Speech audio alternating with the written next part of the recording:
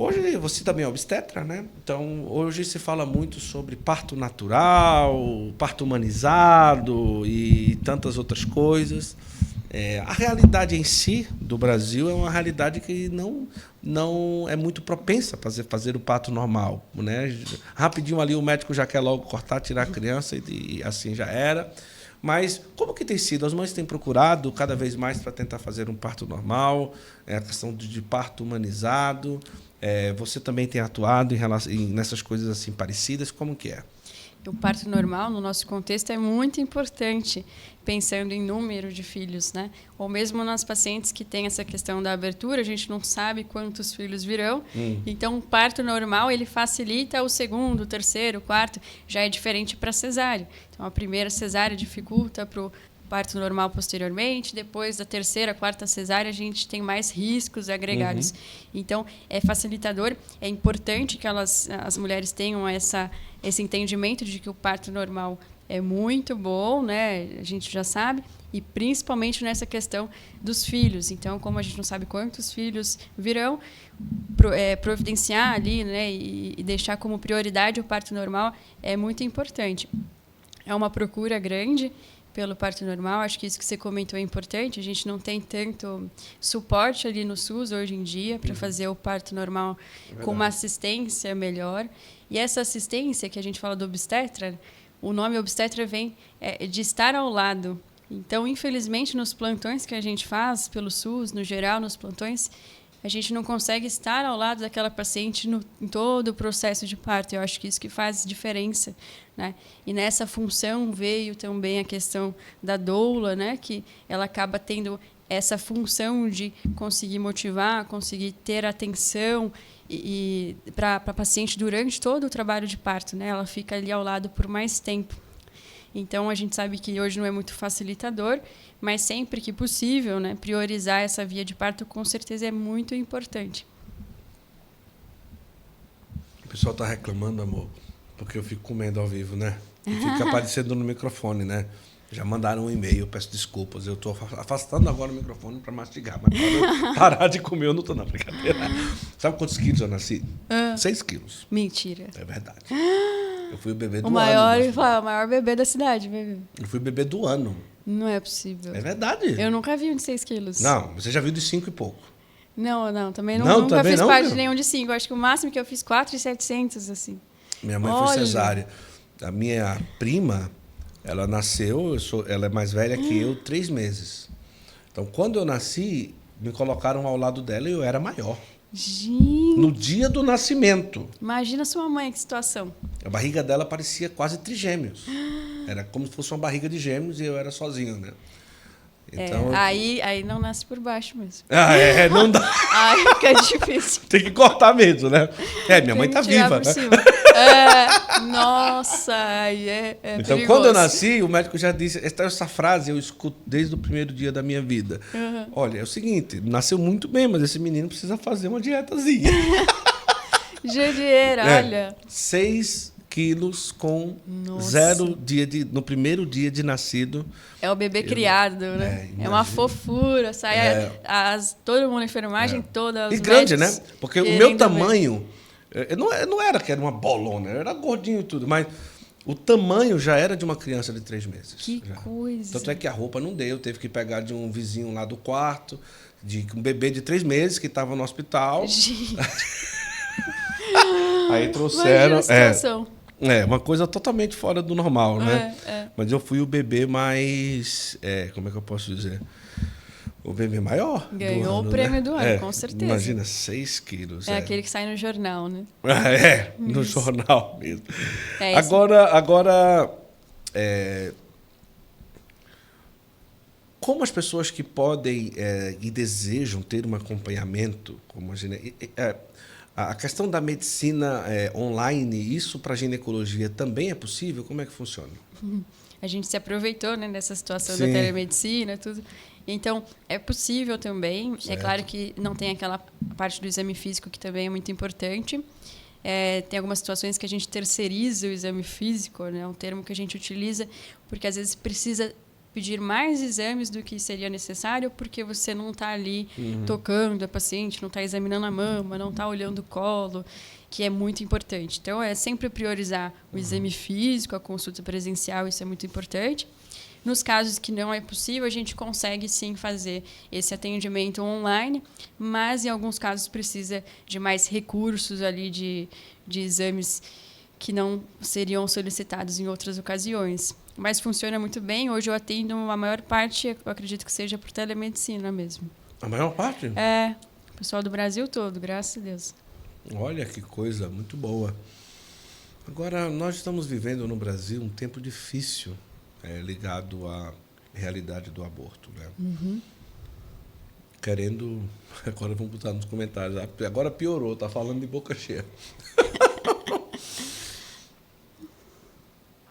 Que é a realidade de querer enfiar na cabeça das pessoas, não é vida, não é um embrião e tal.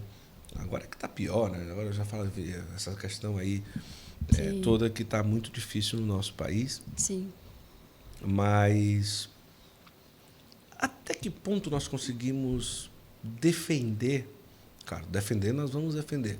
Mas em qual caminho seria de que realmente, na hora da fertilização, que já se tem ali uma vida, como que se pode afirmar isso, o porquê de afirmar isso e de entender que ali realmente é uma vida? O argumento mais forte é a questão da genética, né? O cromossomo em si. Então, a gente tem uma genética totalmente diferente da do pai e da mãe. Certo. E naquilo a gente considera um ser humano novo. Uhum. E depois vem esse potencial de sobreviver, de multiplicar. Então, o embrião está ali dentro da mulher, do útero, né? Naquela situação que precisa de nutrição e que precisa do oxigênio, mas ele tem esse potencial de multiplicar sozinho. Então, ele começa a se multiplicar e ele tem esse potencial de vida. Ele só não alcança um estágio mais avançado da vida, vamos dizer assim, por algumas interrupções ali de questão de nutrição, né? de situações do local do embrião, que é o útero. Mas ele tem um potencial de desenvolver.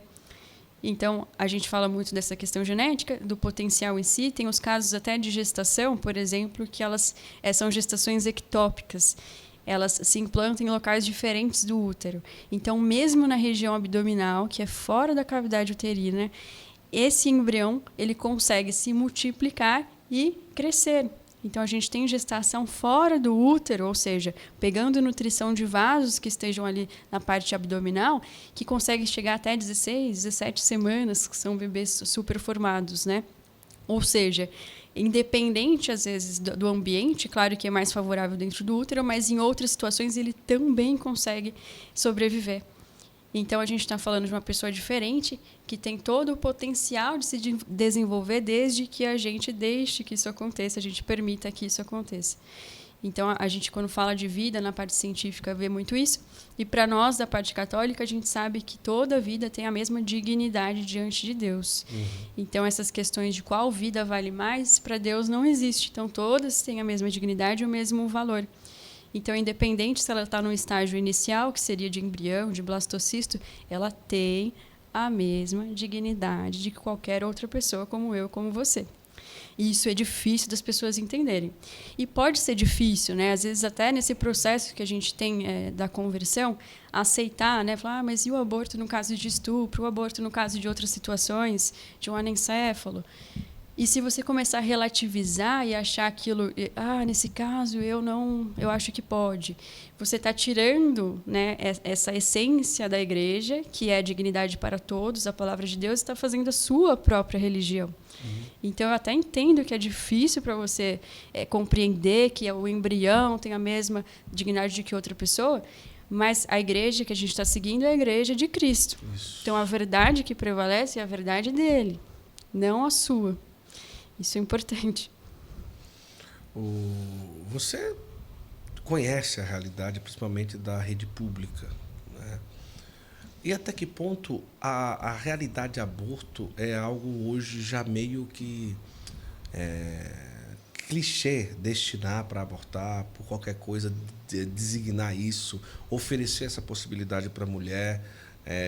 No mundo em que você vive, né, da ginecologia, da obstetrícia e tudo, existe realmente meio que um direcionamento natural para isso, no geral, hoje, que você já escutou, vivenciou, percebeu?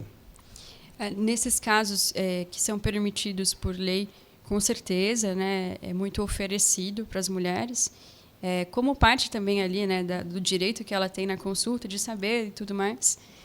Tem um caso que eu atendi, inclusive, de uma paciente que ela chegou por outro motivo ali no pronto-socorro e estava com uma gestação de 32 semanas, mais ou menos, e ela me mostrou um ultrassom. Ela falou assim, a última ultrassom que eu fiz foi esse. Aí eu olhei e falei, minha nossa, é um anencéfalo. Uhum. E aí eu falei, será que ela sabe? Porque eu nunca tinha visto chegar tão tarde assim da gestação, que geralmente é interrompido antes. E aí eu abordei com ela, não, você viu se tem alguma alteração nesse ultrassom, né? Te falaram alguma coisa, sua carteirinha do pré-natal, tal. Ela, sim, você está falando de anencéfalo? Não, eu sei que ele é. Aí eu fiquei, ela, não, eu entendo, eu imagino que você esteja perguntando, porque eu deixei, né, chegar até esse ponto da gestação. Eu falei, isso, e aí deu aquele conforto, né, para ela no sentido de, que bom, fico feliz de ver isso aqui. E como que você conseguiu? Ela, todo mundo falava para interromper, né, que eu tinha direito, então tem essa questão, você não vai interromper, não vai interromper. Mas ela falou assim, mas como que eu vou interromper se ele tem coração? Como é que eu vou tirar isso dele? Ele está vivo. E aí aquilo me tocou completamente. Eu falei, nossa, eu nunca tinha visto chegar nessa fase. E é claro que ela ia continuar a gestação até o parto, independente de quanto tempo aquela vida ia sobreviver depois. Então, existe, sim, essa questão dos casos legais, que nós sabemos, hoje já está permitido. Eu acho que ficar batendo na mesma tecla, coisa que já está permitida, é oferecido, né, para as mulheres. Mas geralmente tem essa insistência e esse espanto, né? Diante oferecido no modo geral, mas no seu caso é diferente aquilo que você conversa com as mulheres, né? Isso, exatamente. E aí eu acho importante ter esse ponto também, né? Muita gente oferece o caso da interrupção e teria alguém que para abordar o contrário, né? Inclusive, eu também prestei uma prova no R4 que era para medicina fetal, que são esses casos que pegam mais ali ultrassom de bebê e tudo. Cheguei até a entrevista da residência, e aí na entrevista perguntaram, né, Mariana, eu sei que você é católica, era um chefe conhecido, e o que você ia fazer nesses casos de interrupção, você ia fazer ou não?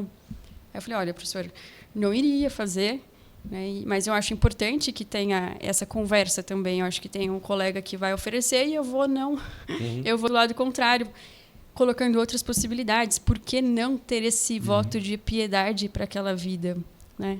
Apesar de ter passado por essa situação que a gente nunca menospreza, nunca, que é a relação da questão do abuso, né? Claro que é muito importante, que é um trauma, ninguém consegue quantificar aquilo na vida daquela mulher, mas daquela coisa ruim, daquele mal gigantesco, imensurável, ela consiga tirar um pouco de piedade para aquela outra vida. Você já chegou a atender alguma mulher que já fez algum aborto alguma vez? De conversar com ela? Assim, a gente já tem esses casos de aborto que chegam, né? Nunca é muito assumido que é feito justamente por não ser legal, né? Então, esses casos fora desses permitidos, né, a gente não tem muito acesso, a gente às vezes supõe pela conversa, tudo, mas nunca sabe exatamente. Não cheguei a pegar casos legais depois, né, do aborto, como que ficaram aquelas mulheres, né, para ver como que foi essa sensação e tudo. Eu ainda não tive essa oportunidade.